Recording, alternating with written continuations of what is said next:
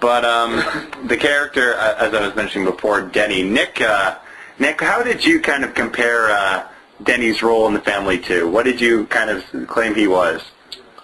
He was the pet. Yeah, Denny was pretty much Johnny and Lisa's pet because he follows them around like a little dog. We see like Johnny practically like scruffing his hair, like running his hair, friggin' fingers over his hair. Look on and it's just like when he's doing it, it's like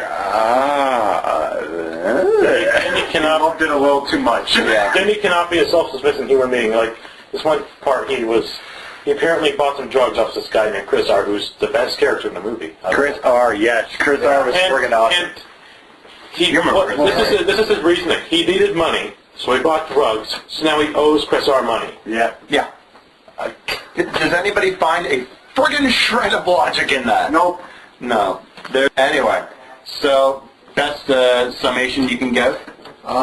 The movie was horrible. I can't believe he spent like 8 years. 8 years of his life dedicated to this movie. Midnight screenings is primarily what you will find Tommy was out like promoting his movie. It was like so bad. I give it like out of 10. I give it a 2.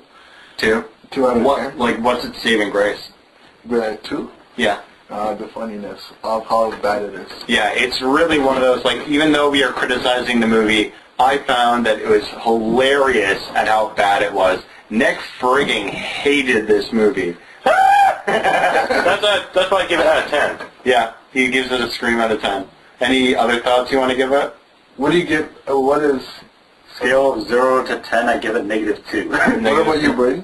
I gave it a 0 out of 10, but I will admit that this movie made me laugh longer than anything. Lost all 10 points of the movie. You make me watch the movie again, I will stab you in the brain. Lost all the points because of the movie and how bad it was, and a couple more just because he casted himself. Yeah. Who the freaking hell cast themselves as an actor? Yeah. That's just sad. So yeah, The Room, if you guys ever get the chance to check it out, I would recommend that you do. Like, you may have the same reaction that Nick did, or you may have the same reaction that I did, but honestly, it is a movie that you don't want to pass up. So yeah, that is all we have to say about it, and yeah, I hope you enjoyed the review.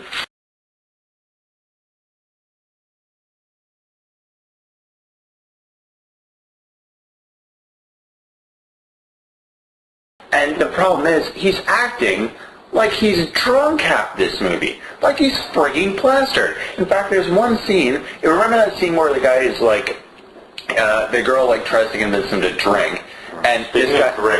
Yeah, speaking of drink, he could really use a good shot of Jack Daniels after this. There's like this scene where his girlfriend convinces him to drink. He's a very sober guy. This guy actually has to put effort into acting drunk. Seriously. I have never, well, I've had like a little bit in my life, but I'm not a drinking man. Seriously. Even I know when a guy is acting drunk. This is pathetic. It is so sad. Oh my gosh. I act like that maybe when I have like one drink. Yeah.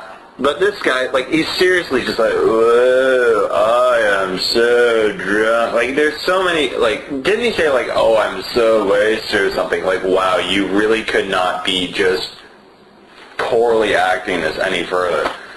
The dialogue is just so, like, mind-numbingly obvious. Like, there's just so many scenes where, like, they're telling each other the problems instead of showing it. Like, there's a reason that bad dialogue works that way. It's like saying, it's like me and Nick, we've known each other for like years, and me just saying, you know what, Nick, you're my friend. Oh, yeah. I didn't know that.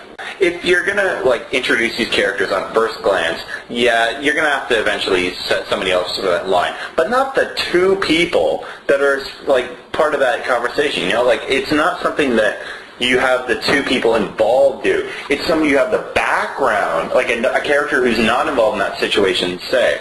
It's like, or if you are going to show the two characters, you have to show it. That is good storytelling. Show, don't tell. Because this is not a frigging book. This is a motion picture. And this kid could not be more obnoxious. This kid, like there's one scene where like he's confronted by this like drug dealer who's friggin' got a yeah, his name is Chris R. And what's his name? Steve L.